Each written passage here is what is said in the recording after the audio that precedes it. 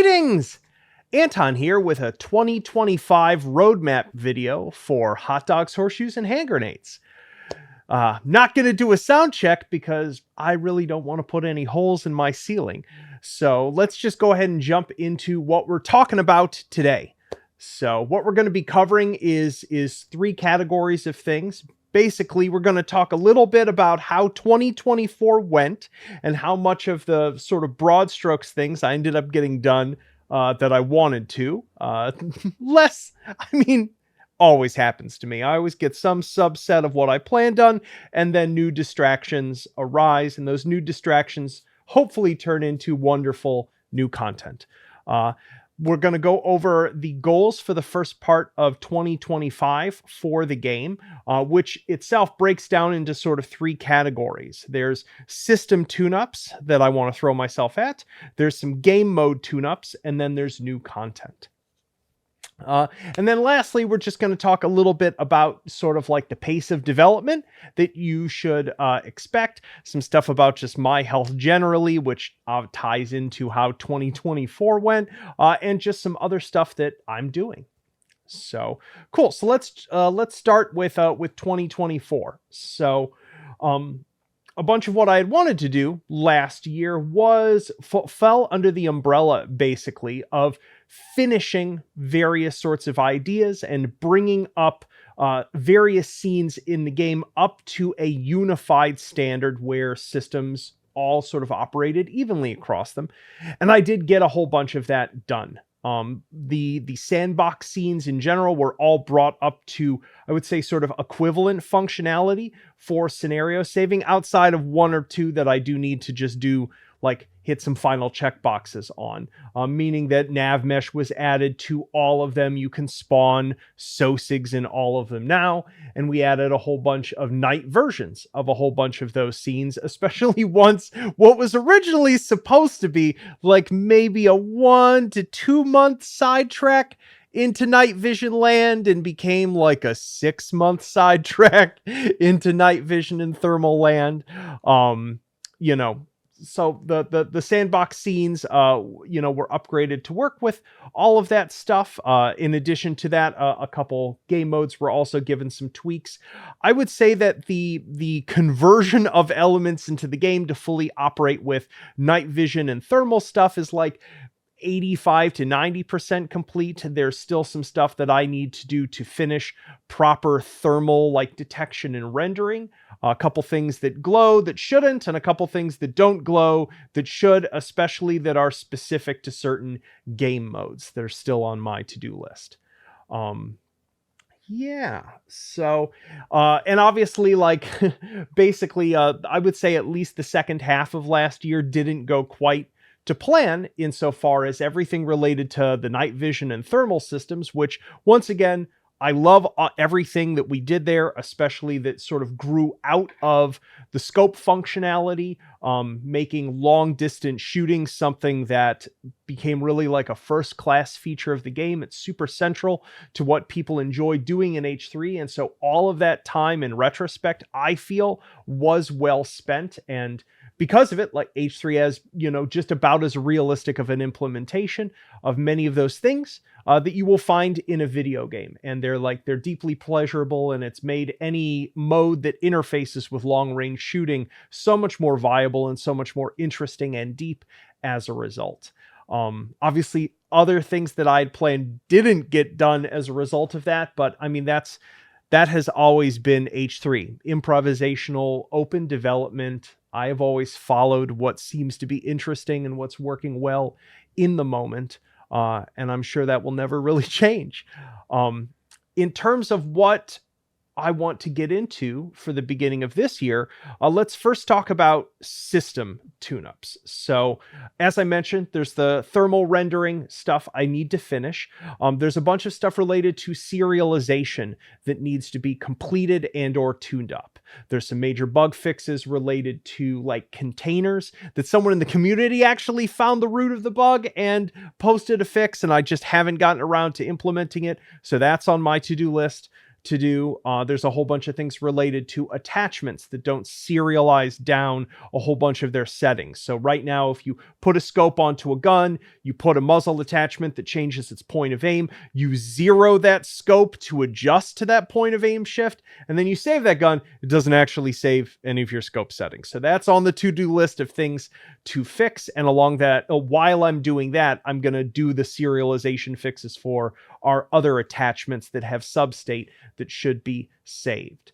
And this is like a cumbersome thing that's cumbersome because of the way I built the game in the first place. Like the way a lot of folks who say had like made a video game before would have approached things is they would have built a unified serialization system right at the beginning.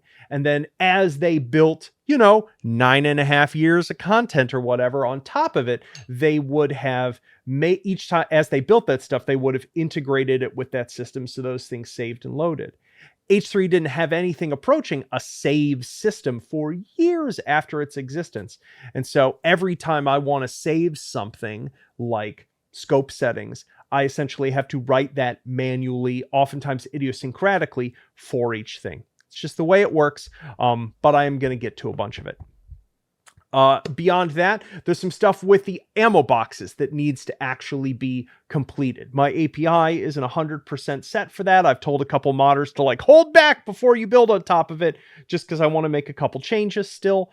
And they don't save and load in scenarios correctly, which is like a bug / order of operations issue that I have to very delicately fix so that I don't break modder content for that. The SOSIG spawner, which has always been this sort of like weird device that like is in a couple scenes. It isn't in the item spawner. I know a lot of folks who run mods use a mod to just give them that spawner anywhere they want it. I haven't put it everywhere because it's an unfinished tool. There's several menus that don't do everything. It's always just been like a debug development tool for me, sort of thing. And so that's one of those things that I'm just going to like strip out the stuff that's unused, polish it up, throw it into the item spawner and just boom, call it a sandbox tool that you can use anywhere.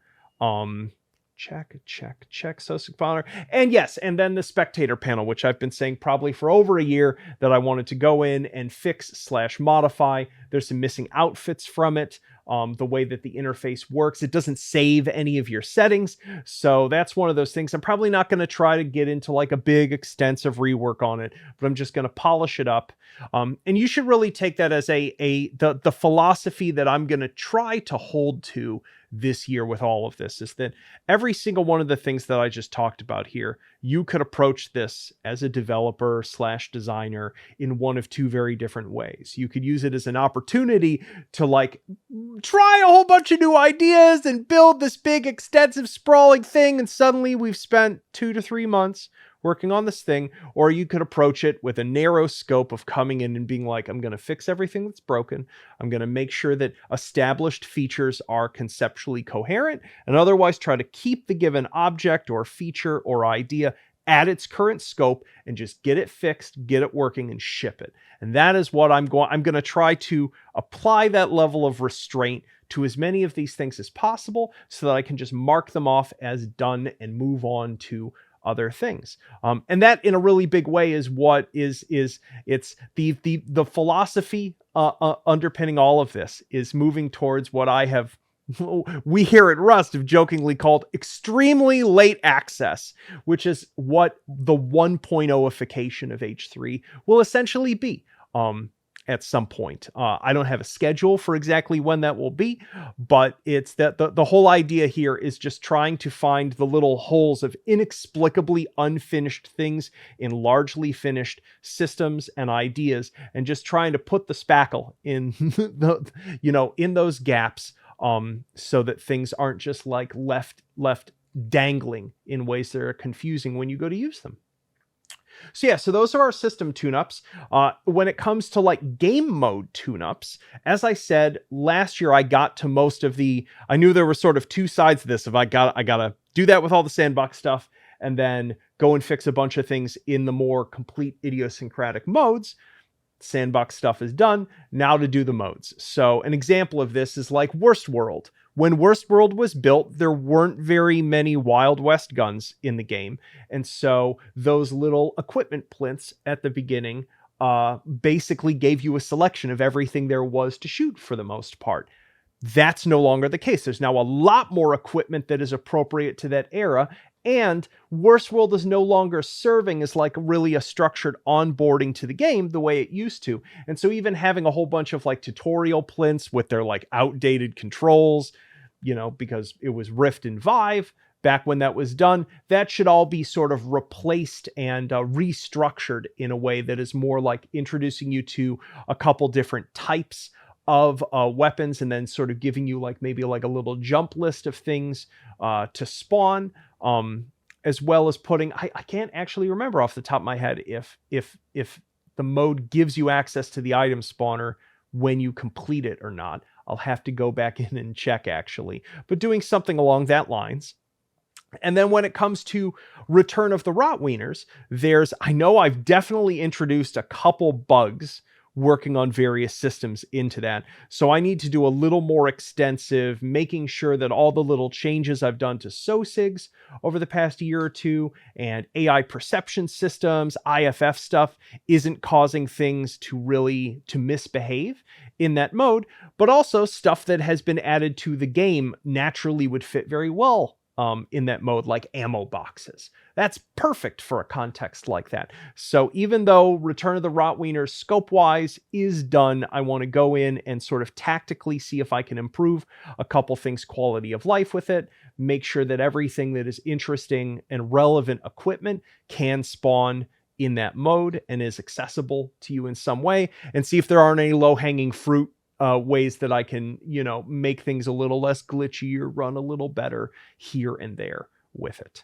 So yeah, and then like there's a couple of just even some of the smaller scenes, like the Breaching Proto. I think like its off mesh links for agent pathing are out of date and might cause some errors. I think the old item spawner is still in there. I need to strip that out. So little things like that. And then lastly, new content. This is in general the biggest question mark for me. And so I largely don't want to commit to things. One of the things that I would like to do is, because of just the volume of people requesting it, is do at least one blackout take and hold level. I added a whole bunch of night, sandbox scenes for people who enjoy doing night vision stuff. I do think it would make sense to have a one dark level for take and hold. It's a difficult design space to figure out what to do. And it's the reason I haven't just jumped at it. So the reason for it is this. Several of the types of SOSIGs, because of how they're equipped, de facto have their own sort of night vision. So that is all of the operator SOSIGs and a couple of the tactical SOSIGs that have like a pair of NVGs. All of the other SOSIGs, basically, if I just black the whole level out completely, they can't see a darn thing. And I can't just give them flashlights, which would be how like a lot of games would solve this problem. They'd give the enemy agent a flashlight, they'd give them a narrow cone of vision, and they wouldn't be able to see anything outside of that. Because new extra spotlights are very expensive from a rendering standpoint, and most people's quality settings don't even support being able to have more than one or two extra lights. That isn't something I can build gameplay around. So it's this very binary switch between the SOSIG just sees in darkness as well as you can with night vision, and so everything being dark is almost just like an aesthetic flourish, or they're just blind. And so the way that I've thought to approach this is having even a blackout level be some mixture of light and dark, like where the hold rooms are still entirely lit or partially lit or dimly lit, some kind of mix of that. And then the hallways are just darkness. I honestly don't know which of those things would even play well, and one of them, so it's even a risk to like invest a whole bunch of time and energy in theoretically creating a very dark or blacked out take and hold level, not even knowing if it'd be fun to play in. Because if the SOSIGs are basically just rendered useless in most contexts of it, it's like you're running around with an invisibility cheat code on for an aesthetic experience. And while that could be, I guess, fun once, that isn't really like a pillar of interesting gameplay, and it's a lot of work to find that out. So that's still a question mark for me as to like as to whether it's worth pursuing, and how the SOSIGs will end up behaving in that context. I'll probably try to like rough prototype that by simply like duplicating that level and just clearing the lighting and having them function in darkness and seeing what happens there. Yeah, it's a difficult design problem to solve unless you've literally built a game entirely around those mechanics always existing. And it's a narrow sort of border between aware agent with impaired perception and uselessly impaired agent. Yeah.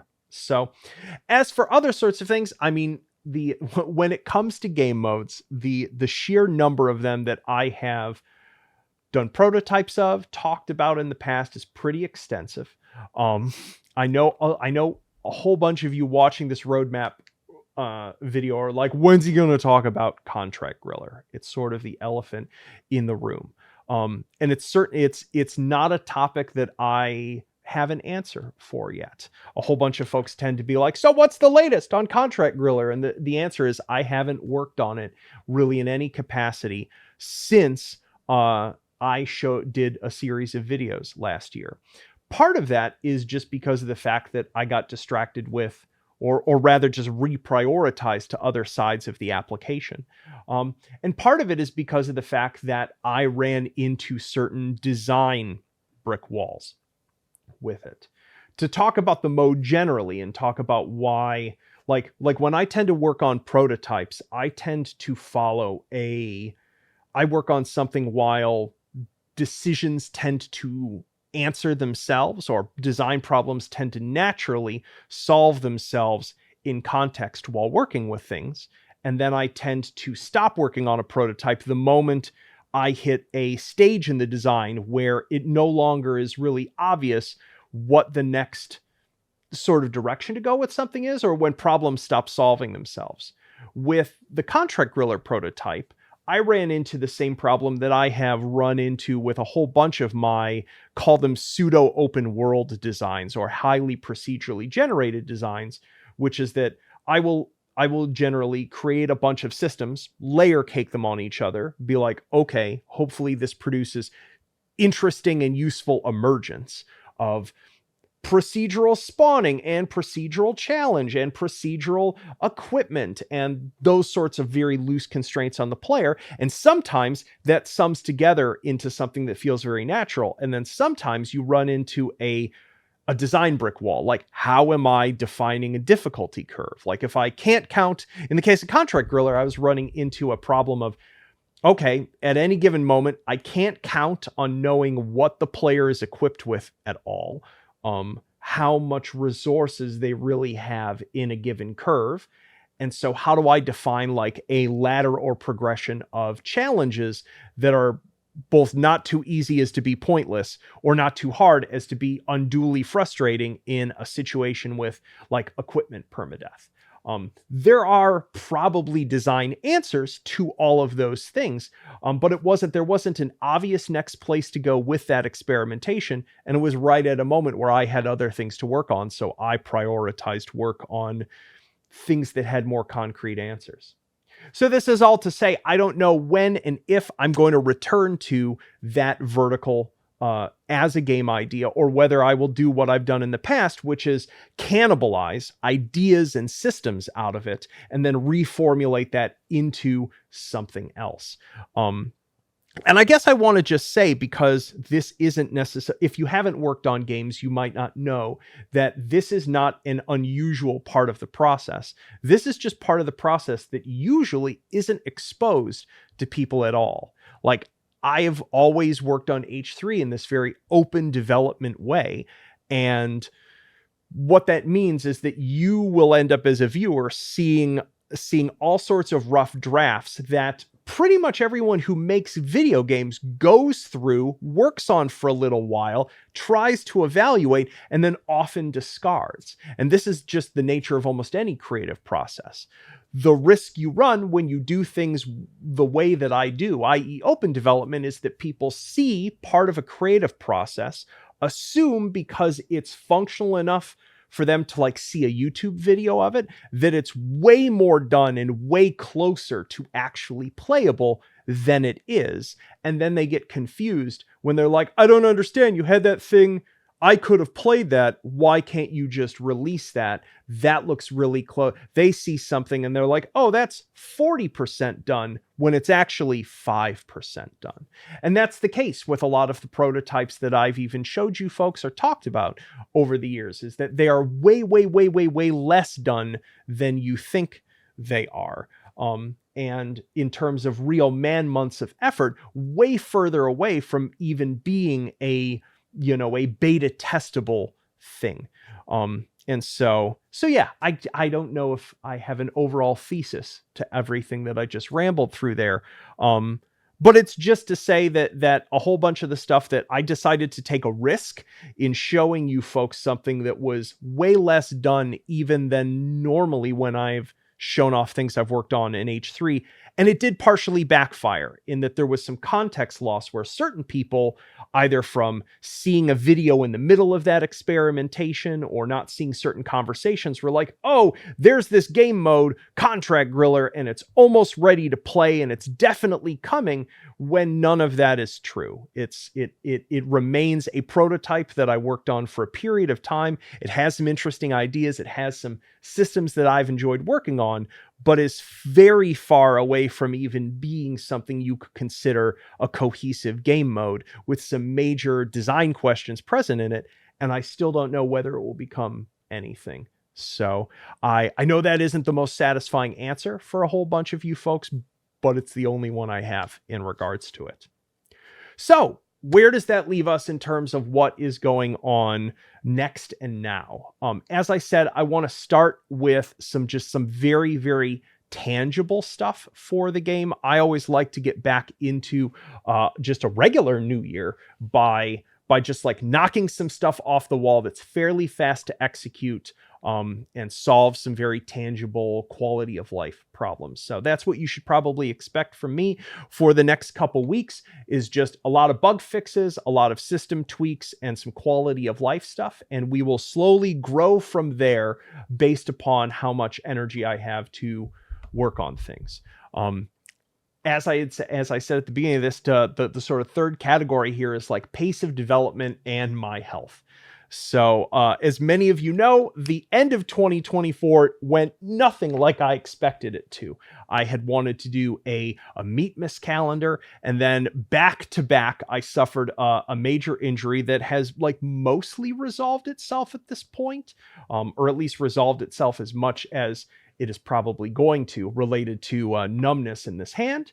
And then I got like the awful doom flu that was going around Los Angeles at the time, where I was like sick for a month and a half. And that completely threw off being able to do Meatmas.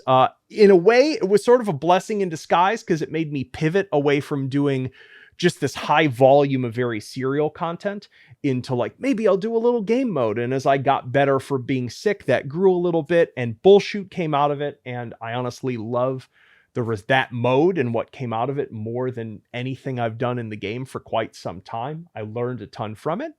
But in terms of how much time I have to work on H3 generally, the other side of what I wanted to mention in this is that there is another project that I'm working on right now with the folks here at Rust Limited. I have zero details about it for you folks, but given that anyone who follows the project closely will definitely be like, okay, there's a little bit less time being spent on H3 right now than in certain times past, despite the fact that Anton looks like he's doing healthier. That is not your imagination. And later this year, I'm sure we will probably have some more details for you folks about what that project is as it comes to fruition. But just know that in the same way that we've had a couple other irons in the fire as a group here, there is another iron. And it's a more significant one, and it will be, it'll be exciting when I have something to share about it. But until then, I'm just going to be completely cryptic about it, other than to say that despite the furious requests for it, I'm sorry, but it is not a hot dog dating sim. I'm sorry to crush you all, with that news, but yeah, otherwise, yeah. So that just about does it, I think, for a probably unnecessarily rambly roadmap video. I know that it's, in certain ways, it's sort of, it's this roadmap should be more like all years past should be taken as more of an attempted statement of intent. Who knows what will actually happen? For all I know, we could just have another week of high winds. My apartment could burn to the ground, and then who knows what's even going on. It's been a rough end of 2024, start of 2025 for me. I will not lie. But I hope whatever it is that I'm working on continues to be of interest to you folks, and that you continue to enjoy watching me work on this meaty nonsense. So anywho, I wish you all a wonderful weekend, and I will see you all here same time next week. Peace.